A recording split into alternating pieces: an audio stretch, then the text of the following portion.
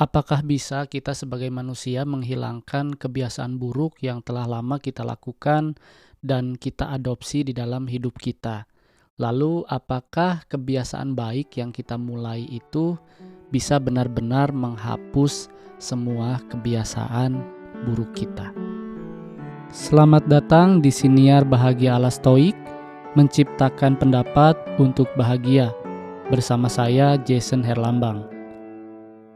Siniar ini saya buat untuk menemani kamu yang sedang berlatih mempraktekkan ajaran Stoikisme.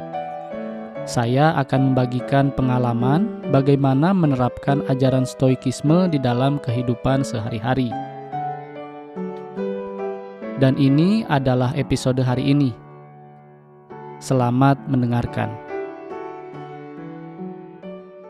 Di dalam episode ini saya ingin menjelaskan kepada kamu atau mengobrol dengan kamu tentang kebiasaan buruk gitu ya. Lalu apa sih sebenarnya kebiasaan buruk itu? Atau apa yang dimaksud dengan kebiasaan buruk gitu ya. Dalam stoicisme, kebiasaan buruk itu adalah kebiasaan yang dilakukan secara berlebihan gitu ya. Atau kegiatan yang dilakukan secara berlebihan gitu ya. Contoh, tidur itu kan adalah sesuatu hal yang baik ya. Atau tidur itu adalah sesuatu atau satu kegiatan yang baik. Tetapi bila dilakukan secara berlebihan, maka kegiatan itu akan menjadi kebiasaan buruk. Gitu ya. Misalkan kita tidur, memang kita butuh tidur, tetapi kita harus lihat berapa banyak kita tidur atau berapa lama kita tidur. Jam berapa kita tidur, jam berapa kita bangun, gitu ya. Oke, ketika kita melakukan kegiatan tidur, misalkan, kita tidur jam 10 siang, atau maksud saya jam 10 malam, gitu ya. Jam 10 malam, kita bangun jam 6 pagi. Nah, itu kan 8 jam ya. 8 jam itu adalah waktu tidur yang disarankan. Waktu tidur yang paling baik gitu ya, 8 jam. Waktu tidur yang paling cukup gitu ya. Maka ketika tidur kita itu berlebihan, misalkan 10 jam, 12 jam, maka itu akan menjadi kebiasaan yang buruk gitu ya. Menjadi kegiatan yang jelek gitu ya. Kenapa jelek? Karena pada dasarnya hidup manusia itu tidak dititik beratkan kepada satu kegiatan gitu ya. Kan dalam hidup kita itu kita harus beristirahat yaitu tidur, kita harus berkegiatan yaitu mencari nafkah misalkan di era modern ini, kita harus bersosialisasi misalkan, kita harus melakukan hal-hal yang lainnya, belajar dan segala macam gitu ya. Nah, ketika kita lihat bahwa ketika kita tidur misalkan jam 10 lalu kita bangun jam 3, itu kan 5 jam tidur ya. Lalu 5 jam tidur itu bangunnya itu dipakai apa? Gitu ya. Ketika kita dipakai terlalu banyak untuk bekerja misalkan, maka yang menjadi kebiasaan buruk kita itu adalah bekerja gitu ya. Bekerja dari pagi sampai subuh gitu ya. Dari pagi lagi sampai subuh lagi gitu ya. Maka kita harus tahu bahwa bekerja itu adalah kebiasaan buruk kita gitu ya, karena dilakukan secara berlebihan. Nah, gitu ya. Jadi apa sih sebenarnya atau bagaimana sebenarnya Stoik itu menyikapi kebiasaan buruk, kebiasaan yang baik gitu ya. Nah, kan ada yang namanya temperance ya. Temperance itu menahan diri ya, menahan diri atau mengendalikan diri atau mendisiplinkan diri untuk melakukan hal-hal yang baik secara cukup gitu ya, tidak lebih, tidak kurang gitu ya. Harus cukup dalam hidup kita. Kita harus bekerja yang cukup, bersosialisasi dengan orang-orang di sekitar kita yang cukup, bercinta dengan yang cukup gitu ya. Lalu bekerja dengan cukup, beristirahat, tidur dengan cukup, dan berolahraga dengan cukup gitu ya. Karena dalam sehari kita memiliki 24 jam.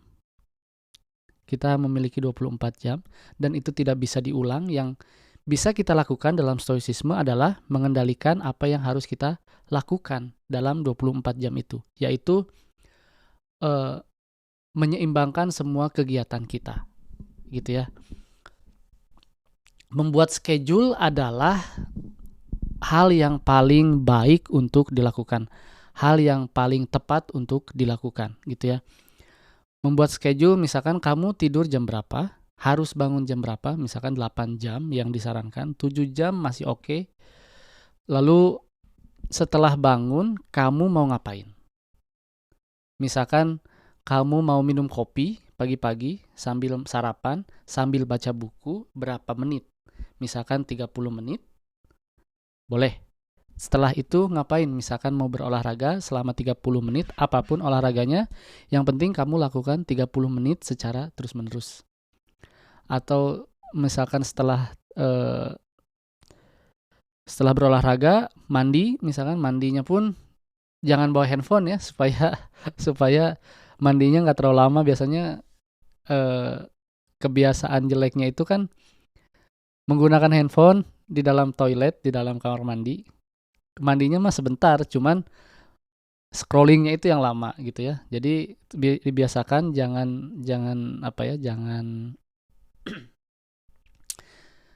bawa handphone ke kamar mandi. Lalu misalkan mandi, siap-siap untuk bekerja atau untuk ke sekolah, untuk kuliah 15 menit. Lalu lakukan apa yang harus dilakukan di dalam keseharian itu gitu ya.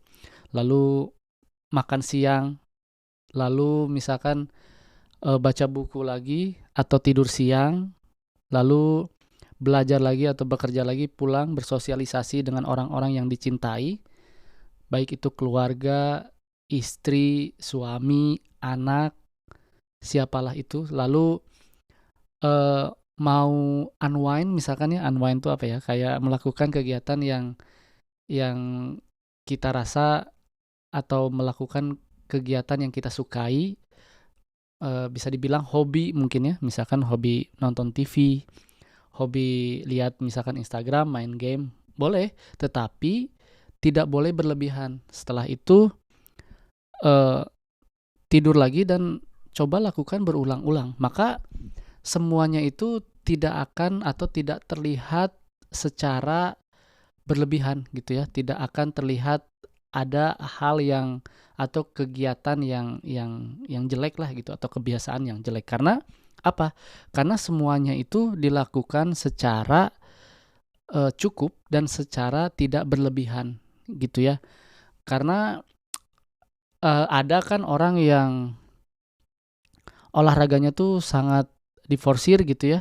Lalu kerjanya sangat juga diforsir gitu ya, sangat menggebu-gebu gitu ya, sampai karena ingin apa ya, karena ingin mendapatkan uang banyak, maka kerjanya itu gila-gilaan dari pagi sampai malam, malam cuman pulang tidur, dan paginya kerja lagi tanpa misalkan mengobrol dengan keluarga, mengobrol dengan anak, mengobrol dengan istri, mengobrol dengan suami gitu ya. Jadi circle sehari-harinya tuh, loopnya sehari-harinya tuh itu aja gitu ya. Kayak kerja tidur, atau sekolah tidur, atau belajar tidur gitu ya. Dan ya itu tidak tidak disarankan ya sebenarnya. Dalam stoicisme pun makanya ada yang namanya temperance atau pengendalian diri, atau mendisiplinkan diri untuk melakukan hal-hal yang harus dilakukan secara tidak berlebihan, dan juga secara ataupun tidak kurang gitu ya, tidak kurang tidak lebih gitu ya.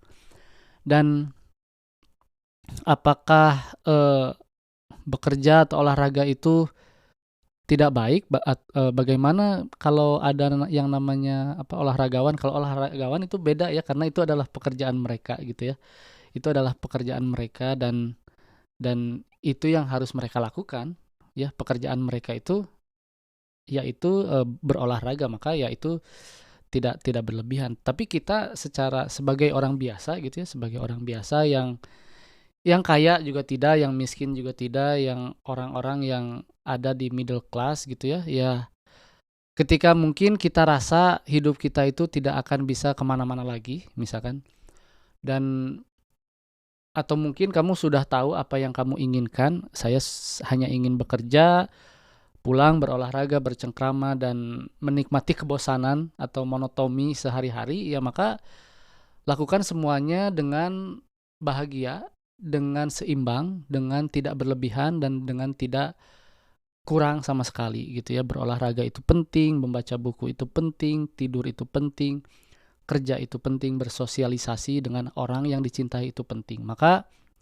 lakukan semuanya dengan teknik stoicisme, yaitu disiplin atau mengendalikan diri atau temperance atau menahan diri untuk melakukan atau tidak melakukan.